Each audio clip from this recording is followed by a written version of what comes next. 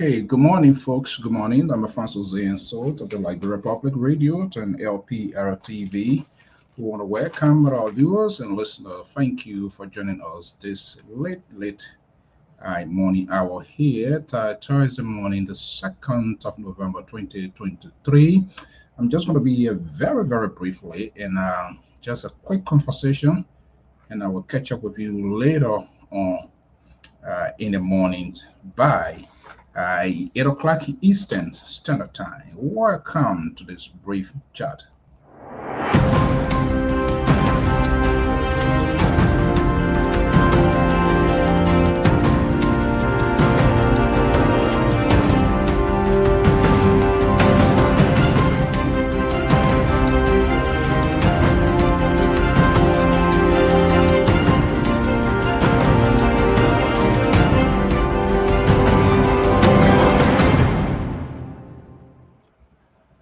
Okay, let's get this going here for maybe 15-20 minutes. Good morning to Liberia, good morning to USA, good morning. Usually I do not come on this time, but when you see me coming on the live view, it is meant to give you information. This is what we signed up for in the community, in a fair, balanced, and proportional fashion. I am outside of the New England Bureau of the Liberia Public Radio. This morning hour is 1:41 Eastern Standard Time. Precisely, I am in Fort Lauderdale, that is in Florida.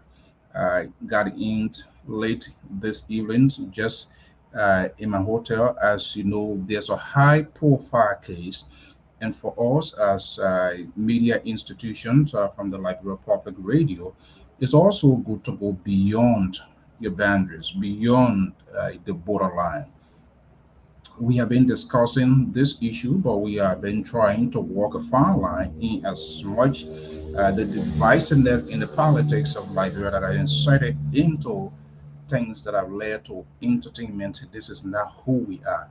So we make sure we get the rightful information to do our own due diligence and not allow our personal feelings, sentiment to be inserted into critical conversation. As you know, we know apparently what could be a closure of the former CEO of the Spoon Network, one of the biggest, not even one, informative news outlet in the diaspora in Liberia, has served all of us, our country, the society, until a year or plus now, new information that have developed.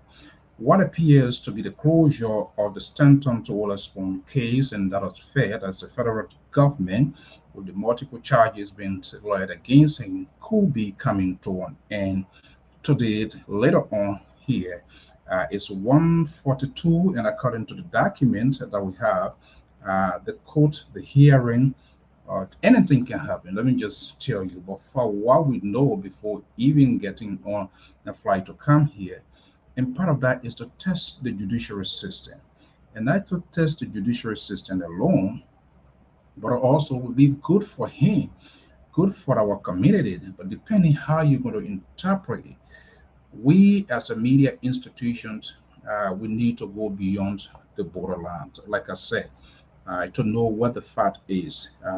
It will avoid people from just making up news, saying things that they have no idea, that they didn't witness or see, but for us to go for ourselves so that we'll be able to make the argument. And so this document here, this document is dated as way as March 13, 2013 here. You see here, March 13, 2013. We do have an interest, first and foremost, whether we have a different view of what he did or not. But we as a media institutions, we must be able, when something is happening, we must be able to go and see for ourselves. And so what we did, Liberia Public Radio, you see this highlighted here, Liberia Public Radio, we did reach out to the Southern District Court here in Florida, where the case was assigned initially to, in Miami. and they asked us for our credential. We told them we have interest in covering it. First and foremost, it's a high-profile case within our community, and we make it known as a media outlet. The Western media, we very carried a very brief or little summary of it, just a wrap up. But we want to know. And besides that, when I will talk to the court clerk, uh, what his name here? The court clerk here is Angeli F. Noble is the court administrator clerk. All right, and we made her to understand to say, hey, it's a high profile case and we need to test the American judiciary system. He said because whether he will be treated fairly, what of his color going to kick in, and besides that, we intend to provide the actual narrative, and that will be good for them. And that's something the sole reason they ask us for our credentials, the network we're running, uh, whether it is registered with Fed and all of that is an online network, of course. And so after requesting this document, they sent us this here. Maybe let me see if I can zone it in here. You can see here, match like you see here down there, the email address, Liberia Public Radio, my phone number, stay here, the email address, everything. And so after reviewing, they gave us this, they sent this to us, that. This is the entire document, everything, giving a full accreditation. Uh, Hopefully, if it doesn't change, you see here, U.S. District Court, everything signed here. We don't want to be like in other institutions, Michael K. Moore, United States Chief District Judge. And the bottom line is for us to make our presence felt in the courtroom. And as far as my concern, from yesterday conversation to today conversation to get me to be where we are, this certification is valid for 1 year, starting as of the 13th of March 2013 to the 31st is a 1 year to the 31st of December because they have the time code. So, except in Fort Myers, that's a difference. It's on a different jurisdiction. So they all remain constant. If all of the protocols remain constant based on the conversation, I will be in the hearing process. The court is set. I will be there if it remains the same because I have this document. That's the stipulation. Anything can change. Anything can happen.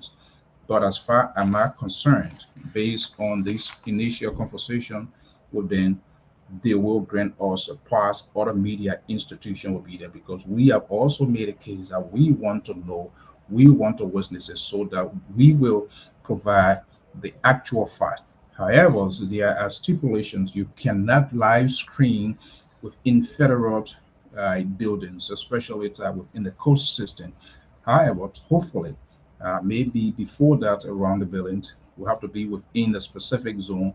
We'll try to give you a sense. But I intend to go inside to hear, to see if the whole everything holds constant.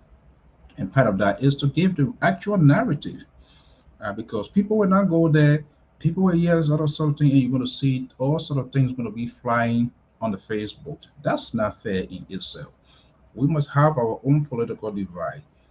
Whatever he did, it was wrong.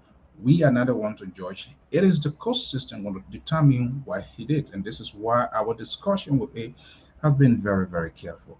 It was almost 2 years plus ago, just within the whole time frame, when we were contacted at Liberia Public Radio, but we decided not to take the case because the person who claimed to have been one of the victims was not willing to produce any information, was not willing to give or a clue as to how it was not willing to show how I want to appear on LPR by just audio, no video, not stream any document. And we took a strong position.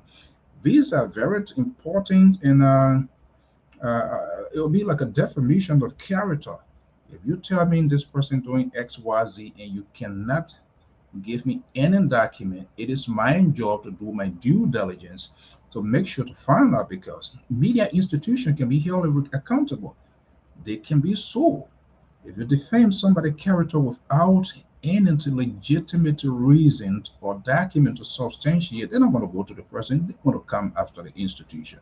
And that was one of the reasons I'm like, okay, if you're ready, if you're sure you want us to talk, I need to have the proof. So in the event where there might be a lawsuit or there must be anything, I would say, hey, this is what I'm arguing. If you not want to make yourself available, if you know it's genuine, you don't want to stay available, I will not discuss it.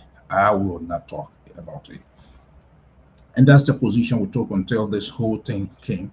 I think I believe two days ago, I talked about it after this whole thing and this the whole Costa scenario, what they're doing, what they're not, and I was concerned why this guy so much within in the national conversation with all of these things hanging, what is involved. So we are here. It's 1:50 Eastern Standard Time, which of course Florida, the East Coast, all of them have the same time. Getting very, very late after work, have to come here because after I verified that the proceeding stands tomorrow as it is in the Southern District Court here in Fort Lauderdale. So I am here. Um, I will be the federal court tomorrow. Again, if all goes well, based on these documentations and what it told us, will be present in the courtroom itself. I want to see for myself. I want to hear for myself. I want to know exactly what is happening. I do not want Facebook or alone and people just tweeting, writing anything because of their own personality differences or things they have with already divided, polarized society that we have. And I think it's in the interest of us as a librarian, as a media institution. So we have all of the document here. They were able to send it to her strictly. Yeah, we have all of it. And so we, and I think it will be fair on his side because people will just not say anything they feel like saying or just make up something, do photo shoot or Photoshop or pictures and stuff, but us to see for ourselves. And that should be the sacrifice of media institution to go beyond uh, to get the information and bring it as it is to the public, to the people, no matter why it is. We can have all of our disagreement, but it is important that will do that. We can be here, all of these proliferations of media institutions without uh, going something that is happening within our own proximity, and that is in the U.S. here. So why can't we go there to see how he's going to be treated, what's going to happen, to be able to give a precise story? And so that is one of the reasons we're here because hopefully it goes well. If it goes, if they can change, it's no problem. But based on the conversations and the communication, hopefully remains constant, and we'll go there. They have their own set rule, of course, and I'm going to allow your devices, recordings are not allowed in federal court, but whatever new protocols that are going to be put in place, do and don'ts, we will have to live by it. Bottom line, I want to see what going to happen. I want to see for myself. I want to see how he's going to be treated first and foremost. Even though people are killed, they go to court, they are also treated with high dignity once their lawyers are with them. But we know this is a high profile court, and I think it is important, it is very, very vital that media outlet, especially to, those that are in the diaspora, go there with a fair balance and objective views on what they're going to see there. So by the grace of God, tomorrow is not tomorrow. In the morning, it's almost 2 o'clock now, 1:53 a.m. Eastern Standard Time. Uh, According to the hearing or sentencing or whatever you will to call, is slated for 9:30 Eastern Standard Time at the Southern District Court right here. As a matter of fact, my hotel is like maybe 3 minutes drive. Make sure try got in to drive around to see the place. Um, so hopefully I'm going to be there, and I'm hoping and all of our arrangement is set. But again, they can change that. But I want to put the American judiciary system to test as well. He being man of a color, what are they going to be? some other extra treatment, what are they going to factor in, or how you're going to be treated. That's something I want to see. I want to see and be able to speak about it. And I'm glad that they grant us the permissions. I'm hoping and praying that that arrangement stays where I will enter the courtroom, not just outside of the court, that I will enter the courtroom as they agree in the stipulation. They themselves agree after verifying who we are, what we do. It was just not an overnight event, of course. They did our own background check, um, how long we have been in existence. I visited our official website, check our status with this local state and that of the federal state, because you have to register with FED. The Federal Communication Outlet, they have to see you as a non-profit media institution. We were able to go through all of that, and that's what we see. So, well, Aaron, well, not yeah, Battleland. Like I say, I think it's better for us to go there and be present to see exactly how that's going to play out. I was told when I landed, somebody called me. I have not seen it. I think there are a group of Liberians, other people have been writing letter to plead on his behalf. I haven't read it, I haven't seen it, but I somewhat landed multiple messages, phone call, but they have not seen it, so it's a sort of difficult one to speak precisely to it. But I did hear former Liberian ambassador and some other community leaders. So that speaks to the fight here too. But this country is such an interesting country too. Interesting in the sense that they give people second chances and do different things. And I was just talking about that a few days ago on my program, wondering the services that he provides. Is it part of the community services, the code, or that was some of the arrangement that went in advocating community? Because I was told by those folks, the messages that I received, those were some of the arguments and plea back into the judge. What are the judge going to accept it? That's a different thing. I have no idea. I don't know how it will play. I haven't even seen it, so it makes it very difficult to argue about that. But usually, he's not just only indicted, convicted, and so all of the stages finished today. If it remains the same, it will just be the sentencing. His lawyer, they are already gone through that. I should have covered the last phase where they came to a conclusion, but unfortunately, I was in Liberia. I was in Liberia at that time, so I could not made a trip here. But I think it's better decide to squeeze our time to just jump in here today just to make sure, and that is to get a sense because I don't want to be told. Part of what we do is to go where the news is and be able to provide the true context of the news. We are not supposed to add, we are not supposed to try nothing to exaggerate. And that's exactly who we are, and that's what we intend to be as a network. And I hope I get the opportunity because if that happens, I will know exactly how to talk about it. And if any other fake news or made up news besides that I will see comes, I will be able to speak to it because I witness it, I see it, and I think that's exactly what we need to do. So we are all waiting to see exactly what's going to happen or how this whole ball going to come to an end. Join me at 8 o'clock Eastern Standard Time. 8 o'clock would be what time in Liberia? 8 o'clock. That's why we are still within the 4 hour slot. So 8 that would be pretty close to 8 now. It's at 1 o'clock. It's at 1 or 2 o'clock. It's in between one. Yeah. 8 o'clock Eastern Standard Time. So just do your 4 hours time interval. Hopefully, but again, nothing is guaranteed. Uh, there are certain things you don't do around federal building.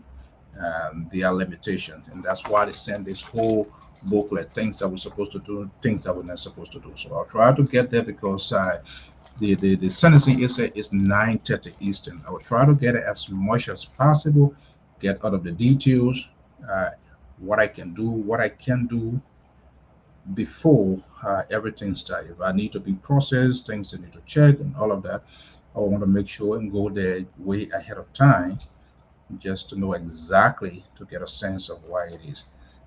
If they say we should strain, fine. If they say not, okay, depending what will be. But you have to be within certain proximity, not within the federal buildings itself, because these they consider all of these more or less security matters. So you cannot, if it is, you can go in a public setting, that is okay. But no matter what the situation, I am here. I'm hoping to be there tomorrow because I don't want to be told. I think it's within our own proximity. We, as a media institution, to make sure that we see how the justice system works, how people are being treated, or what's going to happen, what going to be the conversations, what he will be saying, and all of that is very, very much important to see that. So I am in Fort Lauderdale, that is right in Florida. It's 2 a.m. and we are talking about 9:30 Eastern Standard Time. So I'll try to take a little break. I just try to give you a heads up. That was one of the reasons I couldn't come on today, my regular to Wednesday editions. I didn't even, my guys didn't even know. Yeah, I didn't even know. I mean, they knew in the past what we were working on to come, but with this one, yeah, didn't know. I just got here, make one or two calls, say, hey, I am here. It's not, it's not anything to kind of like fly. But I decided to come on this evening, this morning hours, just to give you a heads up.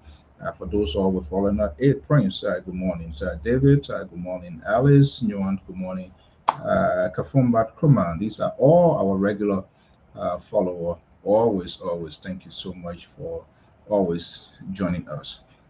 That is what we sign up for. Whether we agree with people, disagree with people, we have to do our fair share and bring the information. We are not going to add, we are not going to subtract, we are not going to exaggerate. We'll bring it to you free, fair, and as it should be, so as to be able to have the kind of conversations we need to have. Until then, I am Afonso Zayn, so outside of my own New England bureau, this morning hour. Usually I don't come on, but we are working on coming on some late morning hours for Liberia as soon we conclude some of the network we are talking to be discussing national issues to give Liberia, folks in Liberia. But interestingly, we get a lot of we get huge followers in Liberia. I saw the analytical the report from that of Facebook. I was surprised. I thought maybe US was top, but Morovia, Burkina, what Grand Bass or sometimes you don't want to bring those analytical those analysis to tell you the country, the cities, and down to Cote d'Ivoire, Sierra Leone, Ghana. So things that we do, people listen to. People listen worldwide. And this is why people should be careful what you say, how you go about to talk about people, because people listen to it. We shouldn't incite our feelings, our own emotions, even when we are having these national conversations. It can be tense, it can be critical. That is okay. But because of the politics, how bitter and resentment it is, lot coming. A lot of other news we are hearing on the politics with the CPP. We're hearing some big names in the process to make some major endorsements. Intense conversation is ongoing, waiting to see it. We want to validate those information. So we are not the type of network that is always anxious, breaking news, breaking news. No, we hear it, we'll hold fire to it, we'll talk to sources, make sure it is good before we talk it. But we are hearing to in the CPP, there seems to be a divided house. Some top executives are about to make some major announcement, endorsement. It is quite interesting to see Bento, the CPP chairperson, Mr. Cummings, will be leaving the country. Um, we are hearing there might be some press statement, but a lot of tense conversation is ongoing. As you know, November 14th is the date of the runoff. So all of the politicians and all of the stakeholders, the last two, the president and that of the major challengers of the Unity Party, former two terms vice president, Ambassador Joseph Newman Boycott, uh, now in the tough political fight. So we are hearing some names within the CPP. They will be coming out of the share. They will be making that endorsement, and that will be quite interesting. What we do know, uh, there's no information yet as to whether Alexander Benedict Cummings will be making any endorsement. That is still not under consideration. We have been told close insider embedded with the CPP. However, there are some top surrogates uh, uh, gradually in the process of making some major announcement. So there seems to be a divided house. But that's what I said. Politicians will always remain. They will always remain politicians. That's why I say these people advocate for yourself. They are in it for themselves. You advocate for yourself. Trust me, and you will be fine. Well, folks, I just stopped by to let you know one of the reasons I was in on this event, usually 8 o'clock Eastern Standard Time, but I was in flight, so there's no way. I got here safely, and right after that, tomorrow, no matter what it is, whether it continues, whether there's going to be a postponement, but what I do know before taking off from Boston this evening, I call the that's the thing about it. These people they have an organized system. Just place the call. Whoever has the information to establish your identity, and trust me, they will tell you if you need to be informed. They will tell you because they are public records. They will tell you. So I was told that everything still stands, everything still remains the same for today. And that was one of the reasons I decided to come to make sure to see, to know what is going on. We'll wait and see what happens tomorrow, Mr. Flomo, Mr. Boson, Aaron, thank you so much. Alice, Mowojiba, Robert Massaquet, all of you guys, thank you so much. Join me if you're in Liberia or if you're in the US, 8 o'clock Eastern Standard Time. Join me and we will give you a sense, hopefully to do a little brief. And once you allow me, as based on the stipulation, I will try to be within the proximity, maybe do a little bit live stream, and but then I've talked to people to say, okay, I will be allowed or not. Hopefully, no matter whatever happens, I don't know yet. But I hold that arrangement constant. I hold it as a valued arrangement, and everybody going to live by it. But no matter what, I going to be there to get a sense of what is happening. Hey, McCarthy Johnson, Mr. Johnson, good morning. Alexander Namwit, good morning. So that's how I'm going to be. That's how I'm going to be. I'm here. I will be at a federal court tomorrow.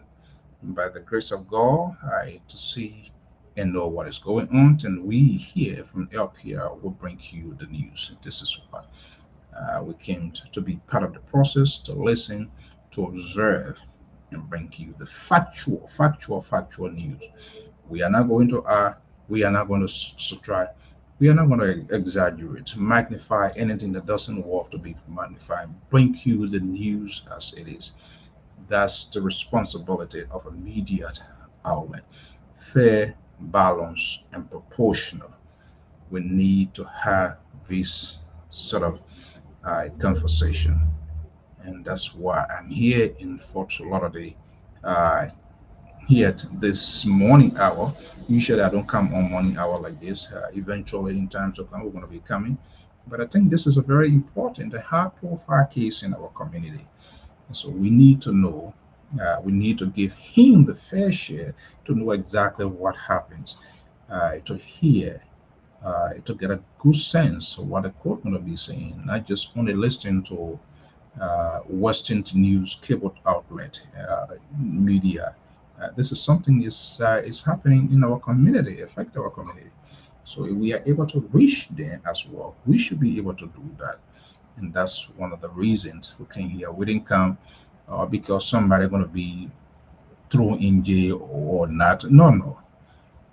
Whether it was a murder case, we should do that. And I want to encourage media outlets to do that. And we want to renew our accreditations. And we're seeing ourselves, not just only this, to get close, to get to other state where not only Liberian, African high-profile cases that were also sharing with the public, and that we can go there as long as you establish your identity, your credential. Trust me, they're going to do that. So it is why it is. So I'm here in Fort Lauderdale in Florida, and I'll be going at a court tomorrow to see what happens, what the final decisions are going to be there. Until then, guys, thank you so much for chipping in with me this morning. And just follow me and follow LPR tomorrow, today, not tomorrow. We're already after 2. Today at 8 o'clock Eastern Standard Time. Until then, have a pleasant morning. And thank you for being here this morning hour. I will talk to you. Bye bye.